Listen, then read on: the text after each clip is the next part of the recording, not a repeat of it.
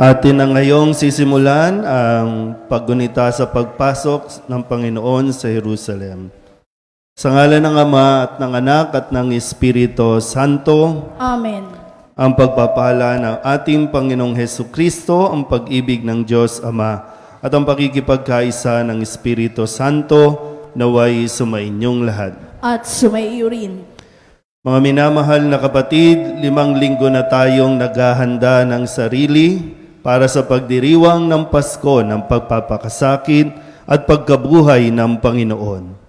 Sinikap nating unawain at tuparin ang ating pananagutan sa Diyos at sa kapwa-tao. Alinsunod sa aral at halimbawa ni Hesukristo. Kaysa ng buong simbahan, sinisimulan natin ngayon ang mga mahal na araw. Si Kristo ay matagumpay na pumasok sa kanyang lungsod upang tuparin ang kanyang gawain bilang Mesiyas. Ang magpakasakit, mamatay at muling mabuhay para sa ating kaligtasan. Taimtim nating sariwain sa alaala ang kanyang pag-aalay ng sarili para sa kapwa at sundan natin siya ng may buhay na pananampalataya. Kaysa niya sa pagdurusa sa krus, tayo nawa ay makahati niya sa kanyang pananaig sa kamatayan at sa kanyang bagong buhay.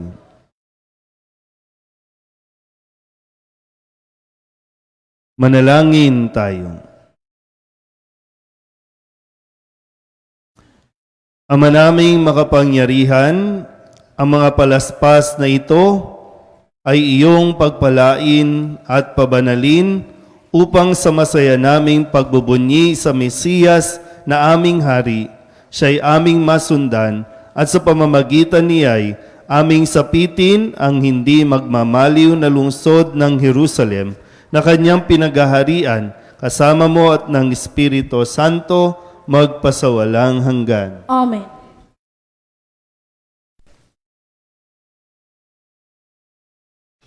Sumainyo ang Panginoon. At sumaiyo rin. Ang mabuting balita ng Panginoon ayon kay San Mateo.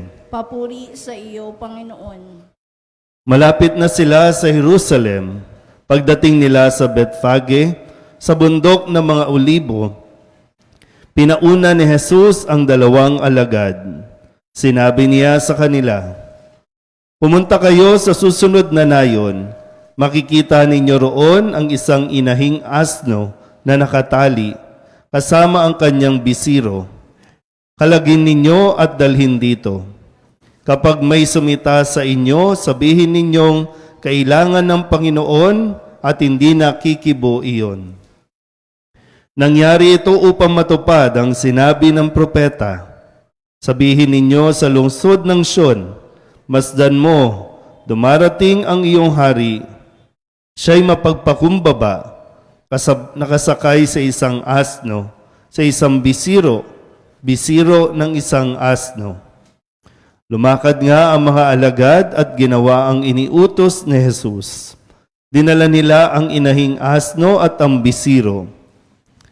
Isinapin nila sa likod ng mga ito ang kanilang balabal at sumakay si Jesus. Maraming naglatag ng kanilang balabal sa daan. Ang iba na may pumutol ng mga sanga ng kahoy at inilatag din sa daan. Nagsisigawan ng mga taong nauuna at sumusunod sa kanya, "Mabuhay ang anak ni David! Pagpalain ang dumarating sa ngalan ng Panginoon! Purihin ang Diyos!" Pagpasok ni Jesus sa Jerusalem, nagulo ang buong lungsod. "Sino kaya ito?" tanong nila. Si Jesus, ang propetang taga Nazaret, Galilea, sagot ng karamihan. Ang mabuting balita ng Panginoon. Pinupuri ka namin, Panginoong Hesukristo. Mga minamahal na kapatid, tularan natin ang mga tao na nagbunyi kay Jesus. Halinang magprosesyon sa kanyang karangalan, taglay ang kapayapaan. Maaari na pong pumasok.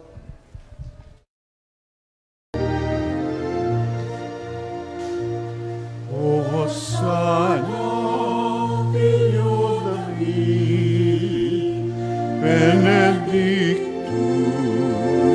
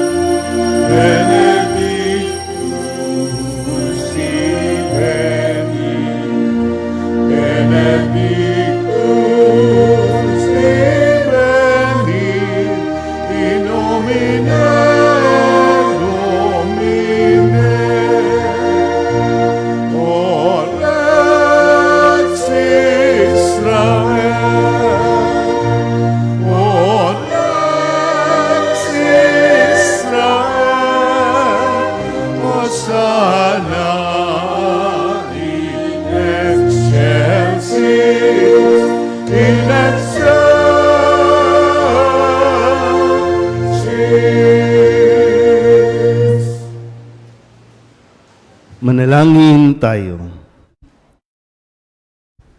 Ama naming makapangyarihan, ginawa mong halimbawang dapat tularan ang tagapagligtas naming naging di iba sa amin para ang krus namin ay akuin. Pagindapatin mong sa mga pagdiriwang ay aming kamtin ang kanyang ulirang pagkamatiisin at ang pakikisalo sa pagkabuhay niyang maningning sa pamamagitan niya kasama ng Espiritu Santo magpasawalang hanggan. Amen. Umupo ang lahat.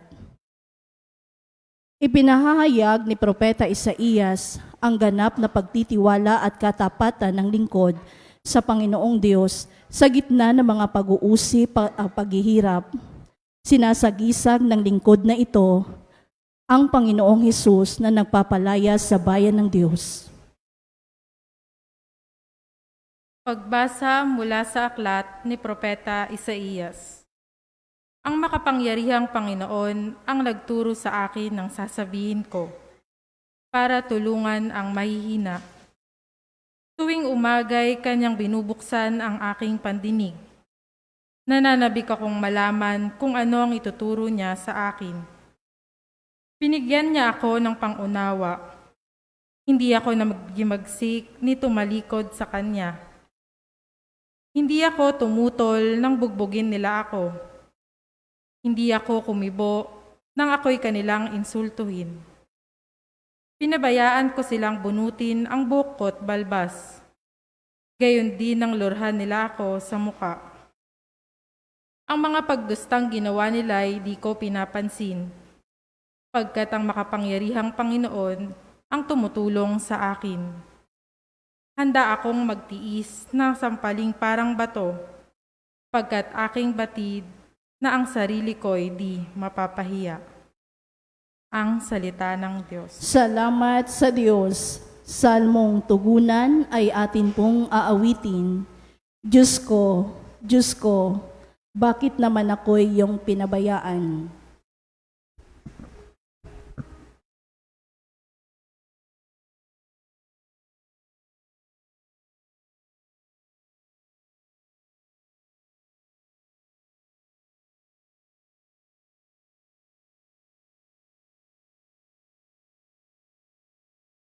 Diyos ko, bakit naman ako'y iyong pinabayaan?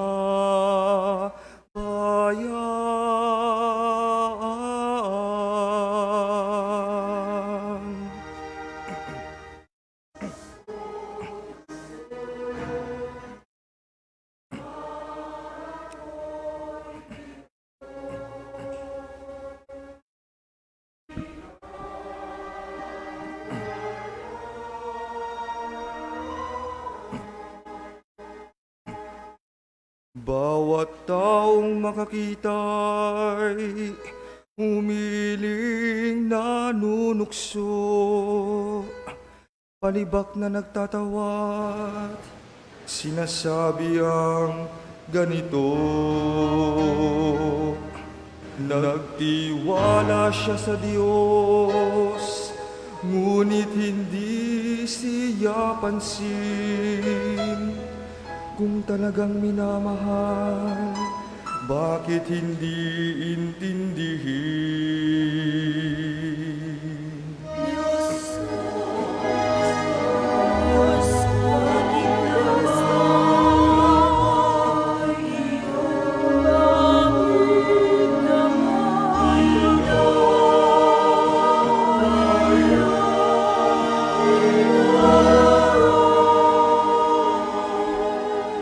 May pangkat ng mga buhok na sa akin pumaligid, para akong nasa gitna niyong asong mababangis. Mga kamay ko at pa'y butas sa pakong matulis. Ang buto ng katawan ko ay mabibilang sa masid. Diyos ko,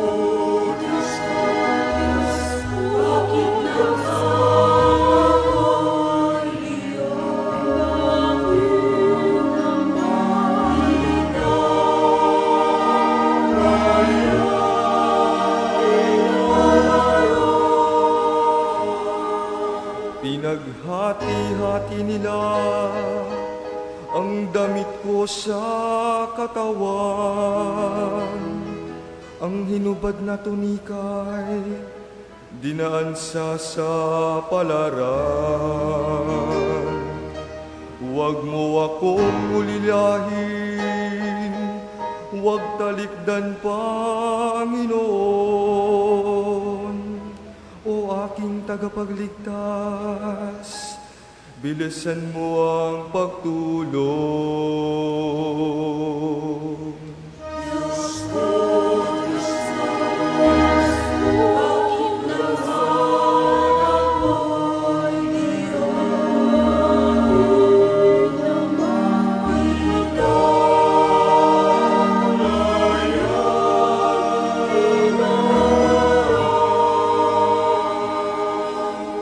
Ang lahat ng ginawa mo'y ihahayag ko sa lahat. Sa gitna ng kapulungay, pupurihin kitang ganap.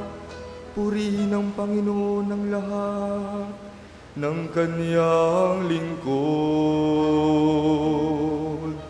Siya'y inyong dakilain, kayong angkan ni Jacob.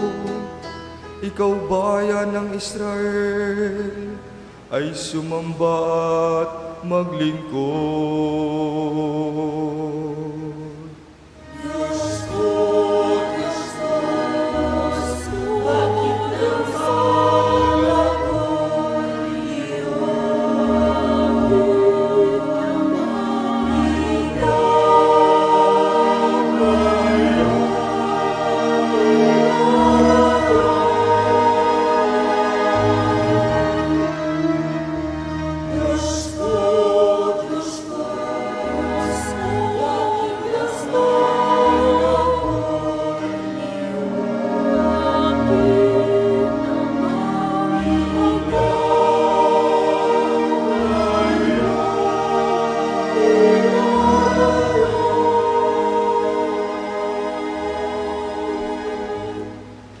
Nagpakababa si Jesus bilang tao at tinanggap ang kamatayan sa krus. Ngunit tinanghal din naman siyang Panginoon ng langit at lupa dahil sa kanyang muling pagkabuhay.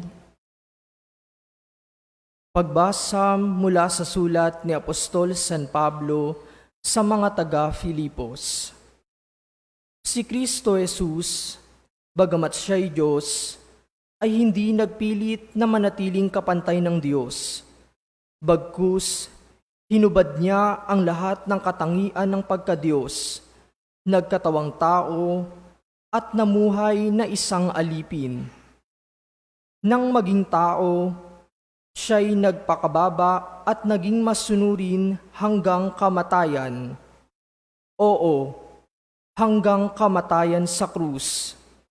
Kaya naman, siya'y itinampok ng Diyos at binigyan ng pangalang higit sa lahat ng pangalan. Ano pat ang lahat ng nilalang na nasa langit, nasa lupa, at nasa ilalim ng lupa ay maninikluhod at sasamba sa Kanya. At ipapahayag ng lahat na si Jesucristo ang Panginoon sa ikararangal ng Diyos Ama. Ang salita ng Diyos. Salamat sa Diyos. Magsitayo ang lahat.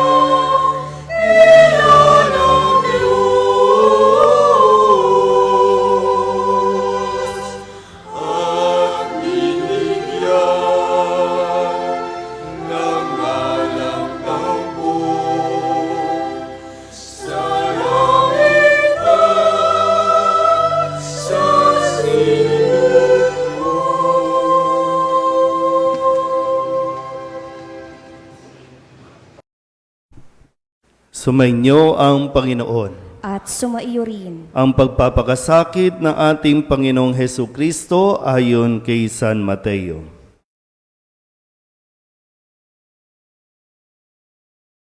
Noong panahong iyon, si Judas Iscariote, isa sa 12, ay nakipagkita sa mga punong saserdote. Kung tulungan ko kayong madakip si Jesus. Tanong niya, noon din ay binilangan nila siya ng 30 salaping pilak. Mula noon, humanap na si Judas ng pagkakataon upang maipagkanulo si Jesus. Dumating ang unang araw ng kapistahan ng tinapay na walang lebadura. Lumapit kay Jesus ang mga alagad at nagtanong, Saan po ninyo ibig na ipaghanda namin kayo ng hapunang Pampaskwa? Sumagot siya, Pumunta kayo sa lungsod at hanapin ninyo ang taong ito. Sabihin sa kanyang, ganito ang ipinasasabi ng guro. Malapit na ang aking oras. Ako at ang mga alagad ko'y sa bahay mo kakain ng hapunang Pampaskwa. Sinunod ng mga alagad ang utos ni Jesus at inihanda nila ang hapunang Pampaskwa. Nang gabing yaon, dumulog sa hapag si Jesus kasama ang 12 alagad. Samantalang sila'y kumakain, nangusap si Jesus. Sinasabi ko, isa sa inyo ang magkakanulo sa akin. Nanlumo ang mga alagad at isa't isa'y nagtanong sa kanya. Ako po ba, Panginoon? Sumagot siya, Ang kasabay kong sumausaw sa mangkok ang siyang magkakanulo sa akin. Papanaw ang anak ng tao ayon sa nasusulat. Ngunit sa aba na magkakanulo sa kanya, mabuti pang hindi na ipinanganak ang taong iyon. Si Judas na magkakanulo sa kanya ay nagtanong din. Guro, Sumagot si Jesus. Ikaw na ang nagsabi. Samantalang sila'y kumakain, dumampot ng tinapay si Jesus at matapos na magpasalamat sa Diyos, kanyang pinaghati-hati at ibinigay sa mga alagad. Kunin ninyo ito at kanin. Ito ang aking katawan. Wika niya, hinawakan niya ang kalis, nagpasalamat sa Diyos at ibinigay sa kanila. Uminom kayong lahat nito, Sabi niya, sapagkat ito ang dugo ng tipan, ang aking dugo na mabubuhos dahil sa marami, sa ikapagpapatawad ng mga kasalanan. Sinasabi ko sa inyo na hindi na ako iinom nitong alak na mula sa ubas hanggang sa araw na ang bagong alak ay inumin kong kasalo kayo sa kaharian ng aking Ama. at pagkaawit ng isang imno, sila'y nagpunta sa bundok ng mga olibo. Sinabi ni Jesus sa kanila, Sa gabing ito, ako'y iiwan ninyong lahat, gaya ng nasasaad sa kasulatan. Papatayin ko ang pastol at mangangalat ang mga tupa. Ngunit pagkatapos na ako'y muling mabuhay, pauuna ako sa inyo sa Galilea. Sumagot si Pedro, Kahit na po iwan kayo ng lahat, hindi ko kayo iiwan. Tandaan mo, sabi ni Jesus, sa gabi ring ito, bago tumilaok ang manok, makaitlo mo akong itatatwa. ngunit matigas na sinabi ni Pedro, Kahit na ako'y patayin kasama ninyo, hindi ko kayo itatatwa. gayon din ang sinabi ng lahat ng alagad. At isinama sila ni Jesus sa isang lugar na tinatawag na Getsemani. Sinabi niya sa kanyang mga alagad, Dito muna kayo, mananalangin ako sa dako roon. ngunit isinama niya si Pedro at ang 2 anak ni Zebedeo, at nagsimulang mabagabag at maghirap ang kanyang kalooban. Sinabi niya sa kanila, Ang puso ko'y tigib ng hapis na halos ikamatay ko. Maghintay kayo rito at makipagpuyat sa akin. pagkalayo ng kaunti, nagpatira pa siya at nanalangin. Ama ko, kung maaari, ilayo mo sa akin ang kalis ng paghihirap na ito. Gayunman, huwag ang kalooban ko, kundi ang kalooban mo ang mangyari. Nagbalik siya at dinatnan niyang natutulog ang 3 alagad. Sinabi niya kay Pedro, Talaga bang hindi kayo makapagpuyat na kasama ko kahit isang oras man lamang? Magpuyat kayo at manalangin upang huwag kayong madaig ng tukso. Ang espiritu'y nakahanda, ngunit mahina ang laman. Muli siyang lumayo at nanalangin. Ama ko, kung hindi maiaalis ang kalis na ito nang hindi ko iinumin, mangyari ang iyong kalooban. Muli siyang nagbalik at dinatnan naman niya silang natutulog sapagkat sila'y antok na antok. Iniwan niya uli ang 3 alagad at muli siyang nanalangin at iyon din ang sinabi. Nagbalik na naman siya sa mga alagad at sinabi sa kanila, Natutulog pa ba kayo at nagpapahinga? Dumating na ang oras na ipagkakanulo ang anak ng tao sa mga makasalanan. Tayo na, narito na ang magkakanulo sa akin. Nagsasalita pa si Jesus nang dumating si Judas, isa sa 12. May kasama siyang maraming tao na may dalang mga tabak at mga pamalo. Galing sila sa mga punong saserdote at sa matatanda ng bayan. Bago pa sila dumating doon, ibinigay na ng taksil ang ganitong hudyat. Ang haggan siya nating pakay. Dakpin niyo agad. Kaya't nilapitan ni Judas si Jesus at binati. Magandang gabi po, Guro. Saka hinagkan. Sinabi sa kanya ni Jesus. Kaibigan, gawin mo na ang sadya mo. At nilapitan siya ng mga tao at dinakip. Nagbunot ng tabak ang isa sa mga kasama ni Jesus. Tinaga niya ang alipin ng pinakapunong saserdote. At natigpas ang tainga niyon. Sinabi ni Jesus, Isalong mo ang iyong tabak. Ang gumagamit ng tabak ay sa tabak mamamatay. Hindi mo ba alam na makahihingi ako sa aking Ama ng higit pa sa 12 batalyon ng mga anghel at padadalan niya ako agad? Ngunit paanong matutupad ang mga kasulatang nagsasabi na ito'y dapat mangyari? at binalingan niya ang mga tao at sinabi, Ako ba'y tulisan at naparito kayong may tabak at mga pamalo para dakpin ako? Araw-araw ako'y nagtuturo sa templo at hindi ninyo ako dinakip. Ngunit nangyaring lahat ito upang matupad ang sinulat ng mga propeta. tumakas ang mga alagad at iniwan siyang mag-isa. Dinala si Jesus ng mga dumakip sa kanya sa bahay ni Caifás, ang pinakapunong saserdote. Dooy nagkakatipo ng mga iskriba at ang matatanda ng bayan. Sumunod sa kanya si Pedro, ngunit malayo ang agwat nila. Pagdating sa tahanan ng pinakapunong saserdote, pumasok siya sa patio at naupong kasama ng mga bantay upang makita kung ano ang mangyayari. Naghahanap naman ng mga punong saserdote at ang buong Sanhedrin ng saksing magsisinungaling laban kay Jesus upang maipapatay siya. Ngunit wala silang matagpuan, bagamat maraming humarap at nagsabi ng kabulaanan tungkol sa kanya. Sa wakas, may dalawang humarap at nagsabi, Sinabi ng taong ito, nagigibain niya ang templo at muling itatayo sa loob ng 3 araw. Tumindig ang pinakapunong saserdote at sinabi kay Jesus. Wala ka bang may sasagot sa paratang nito sa iyo?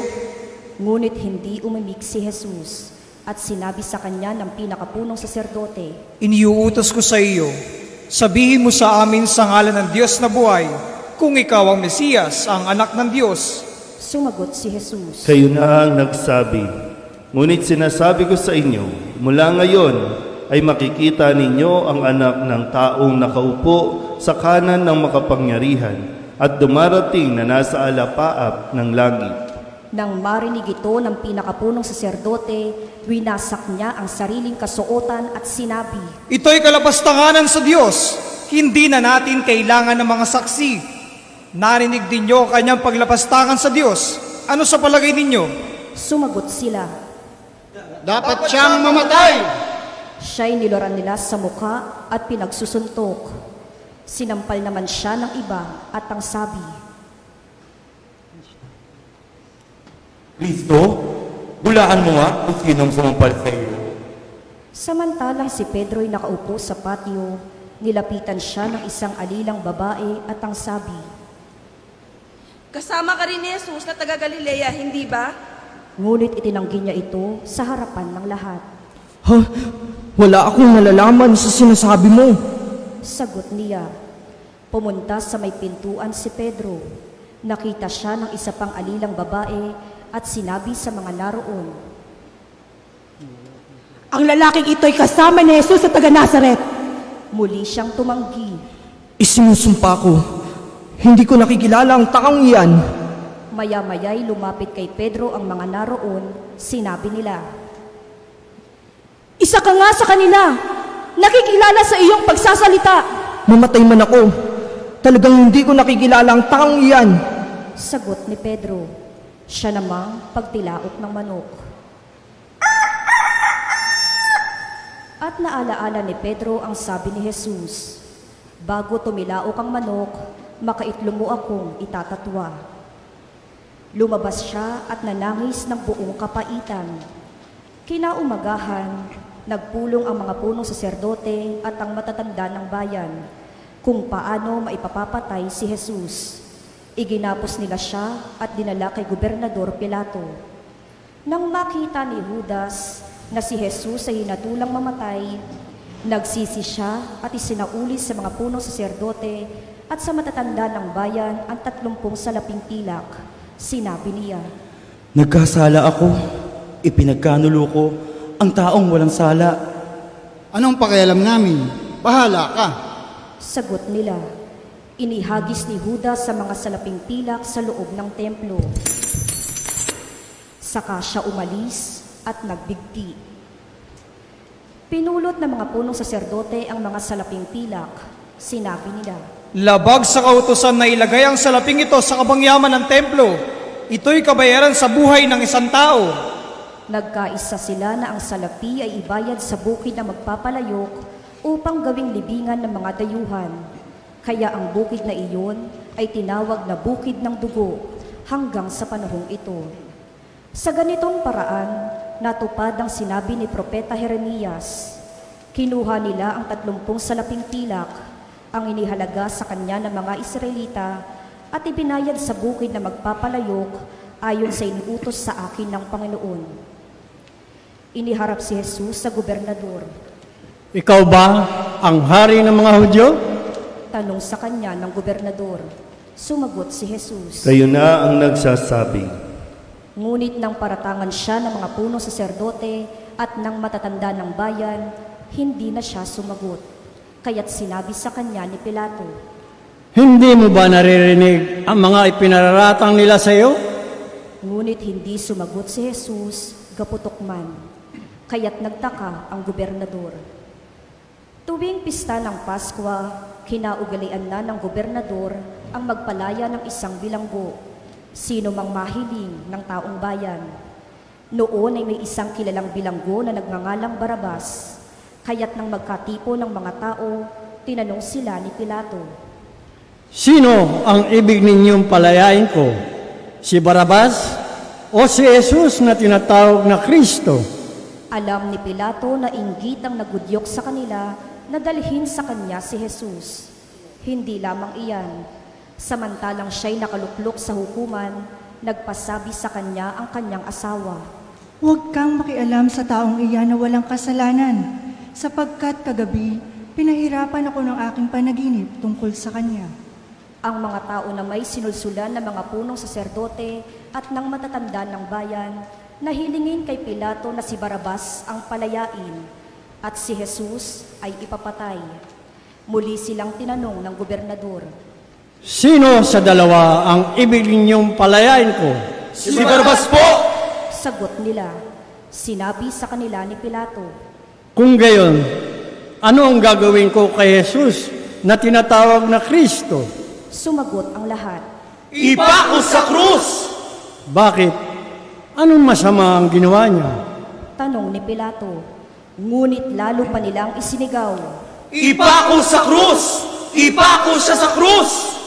Nang makita ni Pilato na wala na siyang magagawa at malamang pang magkagulo ang mga tao, nagpakuha siya ng tubig at naghugas ng kamay sa harapan ng mga tao. Wala akong pananagutan sa kamatayan ng taong ito. Bahala kayo.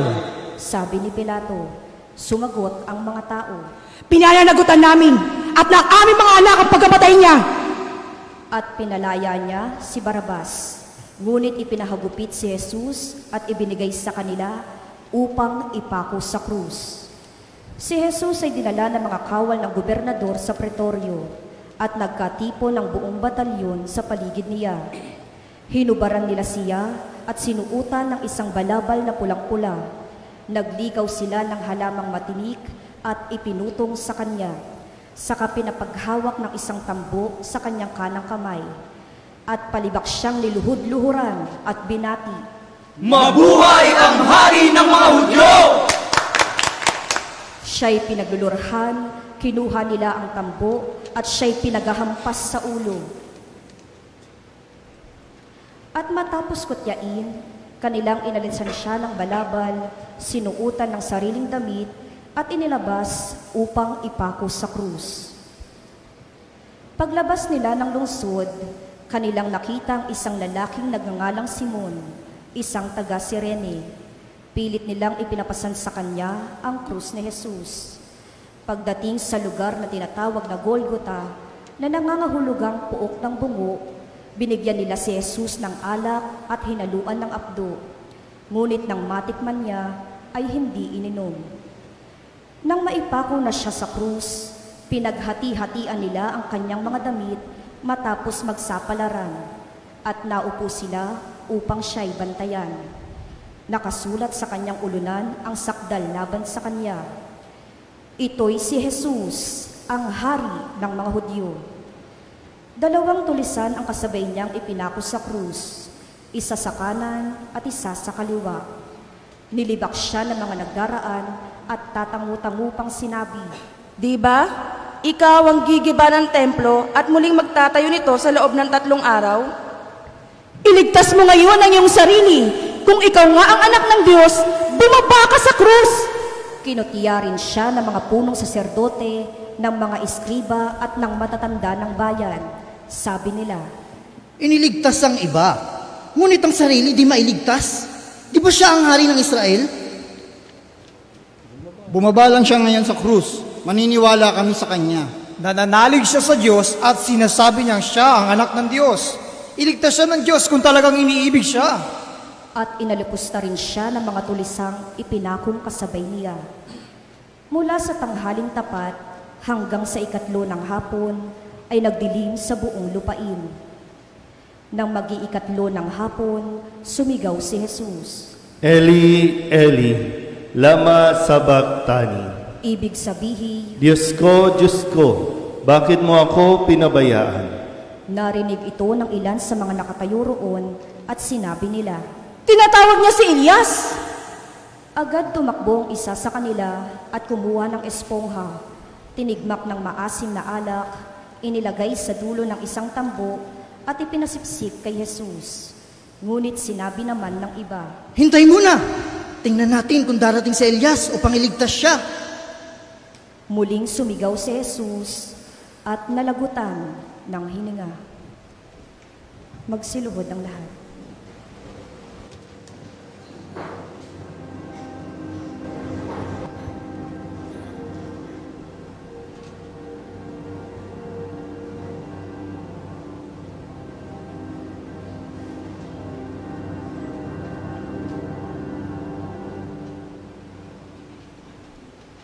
Magsitayo ang lahat.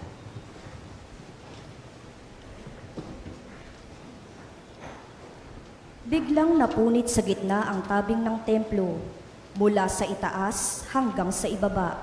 Nayanig ang lupa, nagbitak ang mga bato, nabuksan ang mga libingan, at nabuhay ang maraming banal na namatay na. Lumabas sila ng libingan, at nang muling mabuhay si Jesus, sila'y pumasok sa banal na lungsod at nakita roon ng marami. Nasindak ang kapitan at ang mga kawal na nagbabantay kay Jesus nang maramdaman nila ang lindol at masaksihan ang lahat ng nangyari. Tunay na ito'y anak ng Diyos. Sabi nila, naroon din ang maraming babaeng nakatanaw mula sa malayo. Mula pa sa Galilea ay sumusunod na sila kay Jesus at naglilingkod sa Kanya. Kabilang sa kanila si Maria Magdalena at si Mariang ina ni Santiago at ni Jose at ang asawa ni Zebedeo. bago magtakipsilim, dumating ang isang mayamang taga-Arimatea na ang ngalay Jose. Siya'y alagad din ni Jesus. Lumapit siya kay Pilato at hiningi ang bangkay ni Jesus. Iniutos naman ni Pilato na ibigay ito sa kanya. Kaya't kinuha ni Jose ang bangkay at binalot ng bagong kayong lino. Inilagay niya ito sa sariling libingan na di pa nalalaunang ipinauka niya sa bato. Pagkatapos, iginulong niya sa pintuan nito ang isang malaking bato, saka umalis. Naroon si Maria Magdalena at isa pang Maria na nakaupo sa tapat ng libingan. Kinabukasan, alalaong bagay pagkatapos ng araw ng paghahanda, sama-samang nagpunta kay Pilato ang mga punong saserdote at ang mga pariseyo. Sinabi nila, Naaalala po namin na sinabi ng mapagpanggap na iyon noong nabubuhay pa na siya'y muling mabubuhay pagkaraan ng 3 araw. Pabantayan nga po ninyong mabuti ang libingan hanggang sa 3 araw. Baka pumaroon ng kanyang mga alagad at nakawin ng bangkay at sabihin sa mga tao na siya'y muling nabuhay. At ang pandarayang ito ay magiging masahol pa sa nauna. sinabi sa kanila ni Pilato, Kumuha kayo ng mga kawal at pabantayang mabuti ang libingan. kaya't pumaroon sila at nilagyan ng tatak ang bato at pinabantayan ng libingan upang matiyak nilang di ito pakikialaman ni numan. Ang mabuting balita ng Panginoon. Pinupuri ka namin, Panginoong Hesukristo.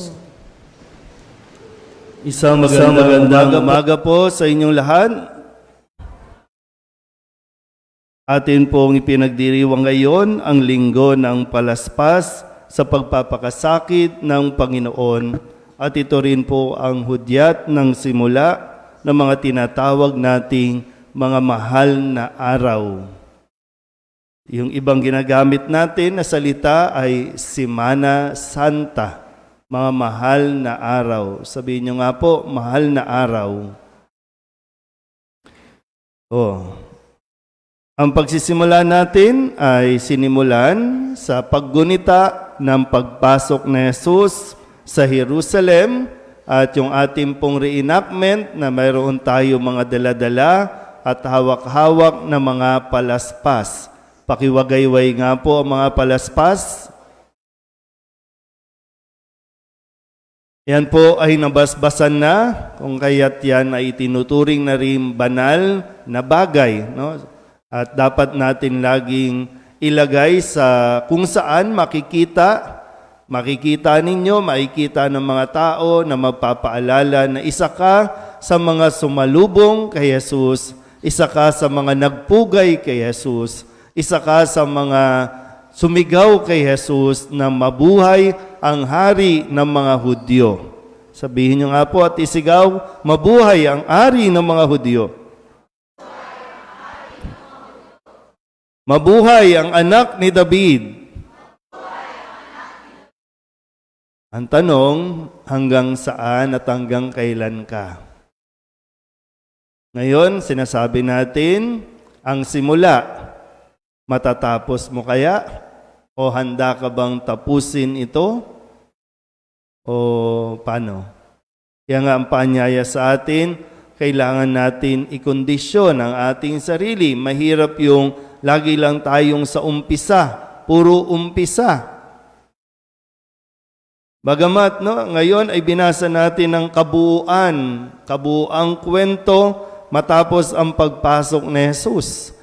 Kaya nga importante na matunghayan natin, hindi lang ito basta teleserye o kwento na matagal matapos, 1 linggo lang itong matatapos, na hindi mo dapat palampasin.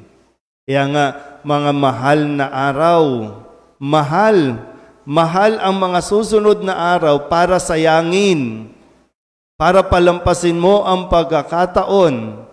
Kasi nakita mo na, kung ini-imagine natin, nakita mo na, pumasok na si Kristo bilang hari, na totoong sinasabi niya na ako ang hari at meron akong kaharian. Pero pilit din niyang ipinapaunawa na hindi dito sa lupa ang kanyang kaharian. Siya ay totoong hari at bilang hari, kanya pong proprotektahan, kanyang ipagtatanggol, kanyang ililigtas ang kanyang mga nasasakupan. Kaya po doon, maganda po na ini-imagine natin ano yung senaryo, ano itsura, base sa mga binasa. Kung pagtutunan ko muna ng pansin yung unang ebanghelyo, nung ginawa natin doon sa labas, pumasok si Jesus bilang hari, hindi katulad ng hari ng sanlibutan na nakasakay sa magarbong kabayo o karwahe na may suot na magagarang damit, punong-puno ng mga hiyas, mga bato, diamante. May korona. Pero si Jesus pumasok, nakasakay sa isang asno o isang bisirong asno.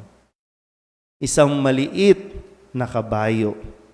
Hindi pa yung kabayo. Kasi ang kabayo, kapag sinasakyan ng hari, ibig sabihin, pwede itong mananakop, pwede itong makikipagdigma. Pero si Jesus pumasok, nakasakay sa isang asno, hindi para makipag-away, hindi para makipagdigma, kundi para mag-alay ng kanyang sariling buhay. Para ialay ito sa atin. Kaya nga, ang buhay ni Jesus ay napakamahal. Ganon din naman, ang buhay ng bawat isa sa atin ay napakamahal. Walang katumbas na pera o kayamanan, tanging ang dugo ni Jesus ang tutubos nito o makakatubos nito. Kaya ganon kamahal ang mga susunod na araw. Sabihin niyo nga po sa katabi ninyo, mahal ka ng Diyos. Papatunayan niya ni Jesus. Kaya sana po, kung narinig ninyo yung ikalawang bahagi ng ating ebanghelyo, sana po ay hindi na natin ulitin ang mga pangyayari. Kaya kailangan tayong ihanda ulit. Kaya sa mga susunod na araw, sana po pagsikapan natin na makapaglaan ng oras.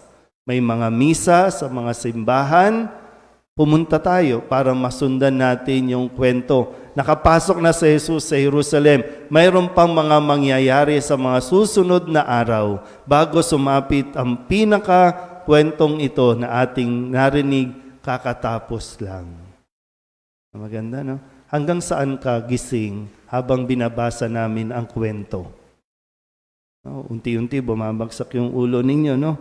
Nakukubera na yung buong mukha ng belo. Kasi babalikan natin ito, hindi para gunitain yung sakit. Babalikan natin ito para matuto tayo sa mga pagkakamali ng mga nauna. Para ang sigaw natin na si Jesus ang hari, si Jesus ang anak ni David, na sana hanggang huli, hindi tayo kabilang sa mga taong ipako siya sa krus. Sana po ang laging sigaw natin, Jesus, anak ni David, ikaw ang aming hari. Amen? Magsitayo ang lahat, ipahayag natin ang ating pananampalataya. Sumasampalataya ako Sa Diyos, amang makapangyarihan sa lahat, na may gawa ng langit at lupa. Sumasampalataya ako kay Jesucristo, iisang anak ng Diyos, Panginoon nating lahat. Nagkatawang tao siya lalang ng Espiritu Santo. Ipinanganak ni Santa Mariang Birhen, pinagpakasakit ni Poncio Pilato, ipinako sa krus, namatay, inilibing, nanaog sa kinaroroonan ng mga yumao, nang may 3 araw na buhay na maguli, umakyat sa langit, naluluklok sa kanan ng Diyos amang makapangyarihan sa lahat, doon magmumulang paririto at huhukom sa nangabubuhay at nangamatay na tao. Sumasampalataya naman ako sa Diyos Espiritu Santo, sa banal na simbahang Katolika, sa kasamahan ng mga banal, sa kapatawaran ng mga kasalanan, sa pagkabuhay na muli ng nangamatay na tao, at sa buhay na walang hanggan. Amen.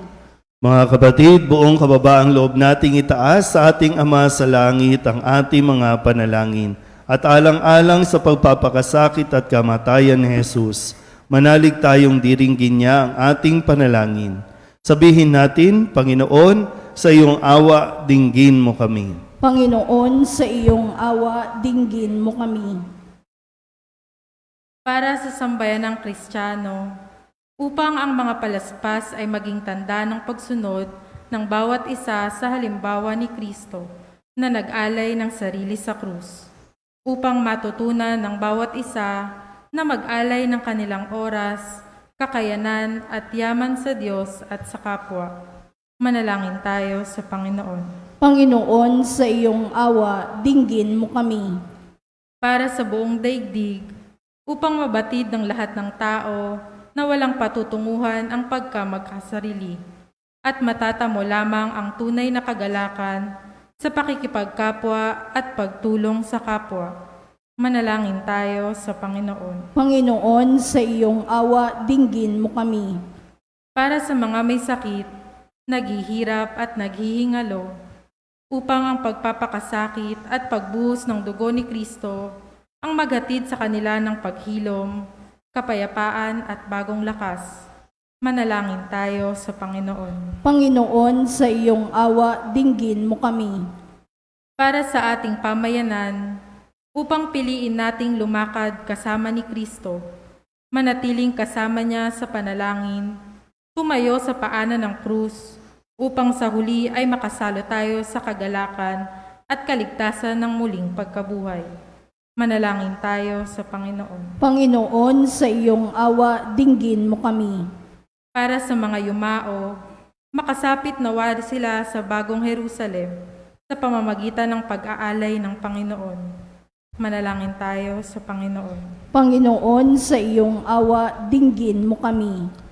Ama naming mapagmahal, ipinakita mo ang iyong pag-ibig sa anak mong nakabayubay sa krus, alang-alang sa kanyang pag-aalay. Dinggin mo nawa ang mga panalangin itinataas namin sa iyo. Gawin mo kaming kaisa niya upang amin siyang masundan at makisalo kami sa kanyang buhay, ngayon at magpasawalang hanggan. Amen. Umupo ang lahat.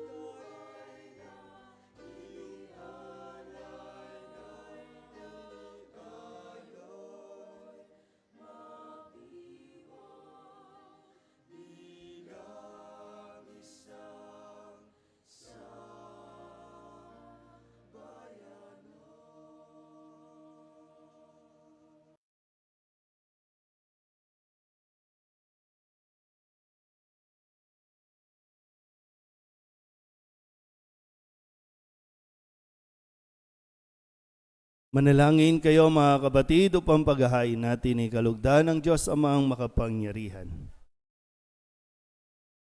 In sa iyong mga kamay, sa kapurihan niya at karangalan sa ating kapakinabangan at sa buong sambayanan niyang banal. Ama naming lumikha, pakundangan sa pagpapakasakit ng iyong bugtong na anak, sumaamin nawa ang iyong pagpapaunlak na di makakamit ng tanang aming pagganap, kundi ng paghahaing minsan lamang para sa lahat na mula sa iyo'y pinakikinabangan namin at tinatanggap sa pamamagitan ni Jesucristo kasama ng Espiritu Santo magpasawalang hanggan. Amen. Sumainyo ang Panginoon. At sumaiyo rin. Itaas sa Diyos ang inyong puso at diwa. Itinaas na namin sa Panginoon. Pasalamatan natin ang Panginoong ating Diyos. Marapat na siya ay pasalamatan. Ama naming makapangyarihan, tunay nga marapat na ikaw ay aming pasalamatan sa pamamagitan ni Jesucristo na aming Panginoon. Wala siyang kasalanan, ngunit inaring salarin Sa pagmamalasakit niyang kami palayain, sa kamatayang kinasuungan namin, kaya't namatay siya upang kami buhayin. Kaya kaysa ng mga anghel na nagsisiawit ng papuri sa iyo nang walang humpay sa kalangitan, kami nagbubunyi sa iyong kadakilaan.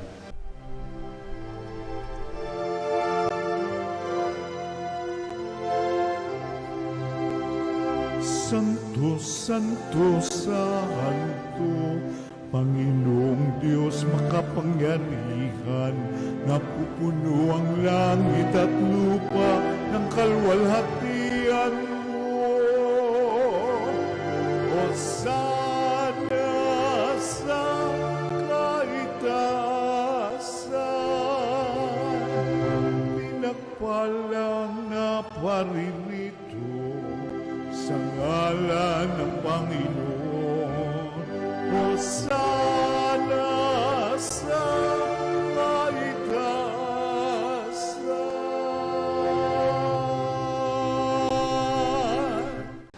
Ama naming banal, ikaw ang bukal ng tanang kabanalan, kaya't sa pamamagitan ng iyong Espiritu, gawin mong banal ang kaloob na ito upang para sa aming maging katawan at dugo ng aming Panginoong Heso Kristo.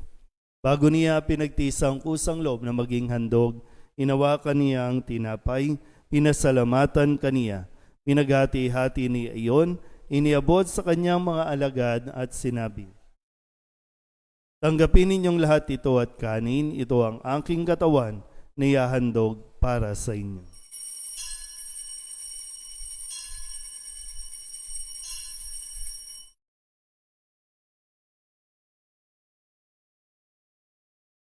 Gayun din naman nang matapos ang hapunan, hinawakan niya ang kalis, muli kaniyang pinasalamatan. Iniabot niya ang kalis sa kanyang mga alagad at sinabi, "Tanggapin ninyong lahat ito at inumin. Ito ang kalis ng aking dugo, ng bago at walang hanggang tipan. Ang aking dugo na ibubuhos para sa inyo at para sa lahat sa ikapagpapatawad ng mga kasalanan. Gawin ninyo ito sa pag-alaala sa akin."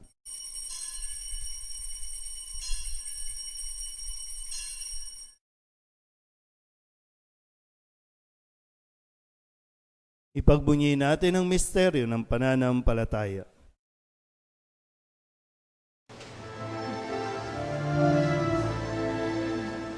Si Kristo ay napagdaan,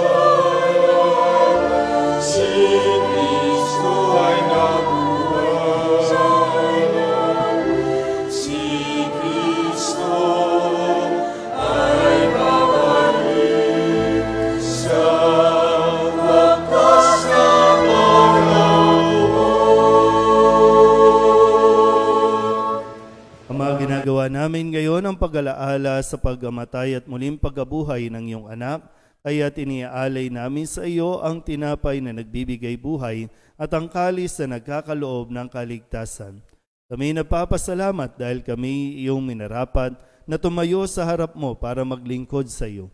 Isinasamo namin kami magsasalo-salo sa katawan at dugo ni Kristo ay mabuklod sa pagkakaisa sa pamamagitan ng Espiritu Santo. Halingapin mo ang iyong simbahang laganap sa buong daigdig. Puspusin mo kami sa pag-ibig kay San Francisco na aming Papa at ni Jose na aming Obispo at ng Tanang Kaparian. Alalahanin mo rin ang mga kapatid naming nahimlay na may pag-asang sila'y muling mabubuhay, gayon din ang lahat ng mga pumanaw. Kawaan mo sila at patuloyin sa iyong kaliwanagan. Kawaan mo at pagindapating kaming lahat na makasalo sa iyong buhay na walang wakas.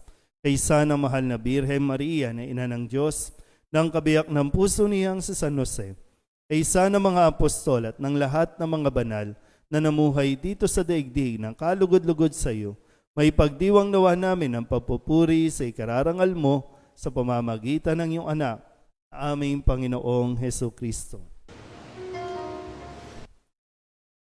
Sa pamamagitan ni Kristo,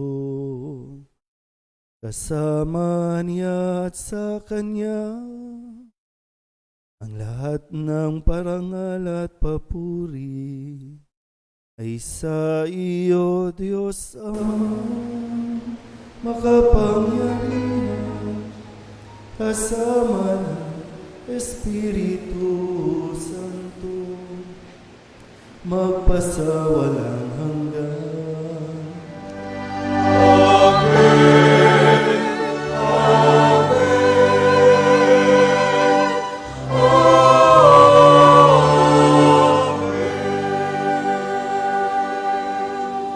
Sa tagubili ng mga nakagagaling na utos at turo ni Jesus sa Panginoon natin at Diyos, ipahayag natin ng lakas loob.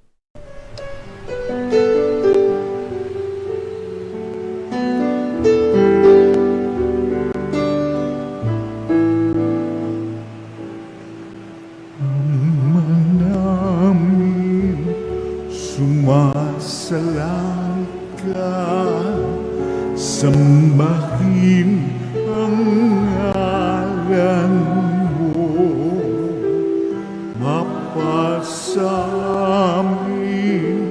ang kaharian mo, sundin ang loob mo dito sa lupa para ng sa langit. Bigyan mo po kami ngayon ng aming kakanin sa araw-araw at patawarin mo kami sa aming mga sala para ng pagpapatawan namin sa nagkakasala sa amin, at huwag mo kaming ibang dulot sa tukso, at yadya mo kami sa lahat ng masama. Inihiling namin kami iadya sa lahat ng masama, pagkalooban ng kapayapaan araw-araw, iligtas sa kasalanan at ilayo sa lahat ng kapahamakan, samantalang aming pinananabikan ang dakilang araw ng pagpapahayag ng tagapagligtas naming si Hesu Kristo. Nagmumula ang kaharian ng kapangyarihan at kanuwaran at magpasawalang hanggan. Panginoong Hesu Kristo, sinabi mo sa iyong mga apostol, kapayapaan ang iniiwan ko sa inyo, ang aking kapayapaan ang binibigay ko sa inyo. Tunghayan mo ang aming pananampalataya at huwag ang aming mga pagkakasala. Pagkalooban mo kami ng kapayapaan at pagkakaisa ayon sa iyong kalooban, kasama ng Espiritu Santo, magpasawalang hanggan. Amen. Ang kapayapaan ng Panginoon ay laging sumainyo. At sumaiyo rin. Magbigayan po tayo ng kapayapaan sa isa't isa.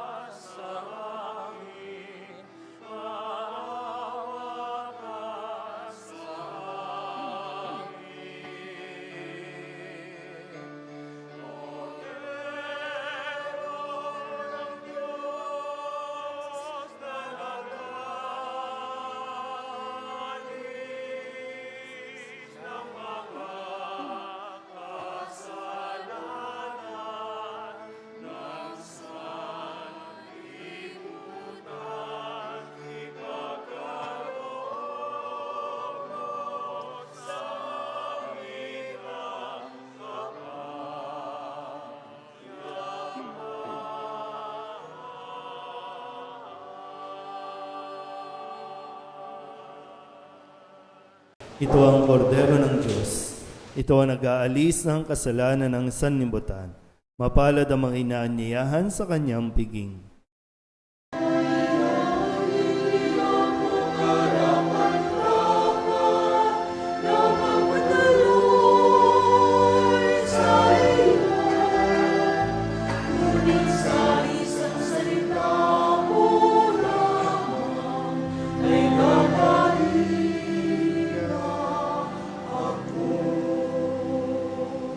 Katawan ni Kristo. Amen.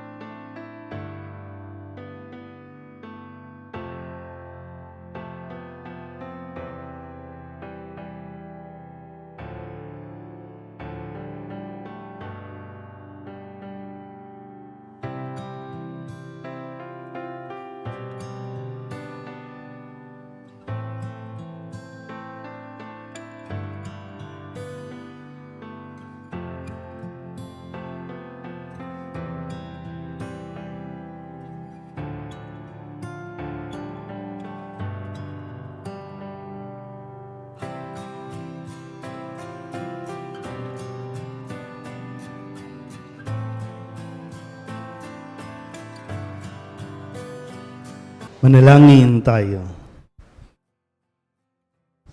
Ama naming mapagmahal, ngayong kami pinapagsalo mo sa banal na pakikinabang, kami iyong pinalingong may pag-asa sa aming sinasampalatayanan, pakundangan sa pagkamatay ng iyong anak.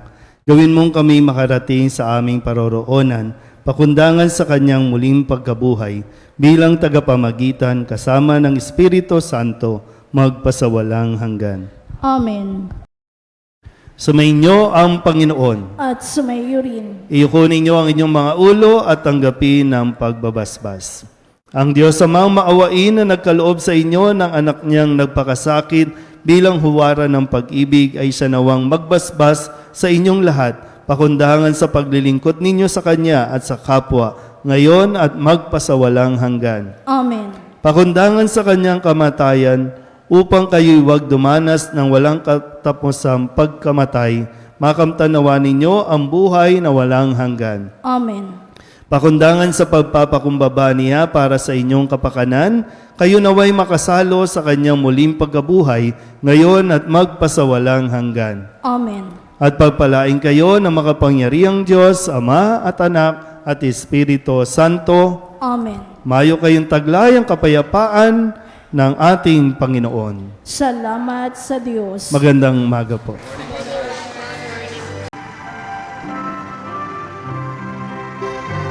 Nuestro Padre Jesus Nazareno, sinasamba ka namin, pinipintungo ka namin, aral mo ang aming buhay at kaligtasan. Nuestro Padre Jesus Nazareno, iligtas mo kami sa kasalanan. Ang krus mong kinamatayan ay sagisag ng aming kaligtasan. Nuestro Padre Jesus Nazareno, dinarangal ka na amin.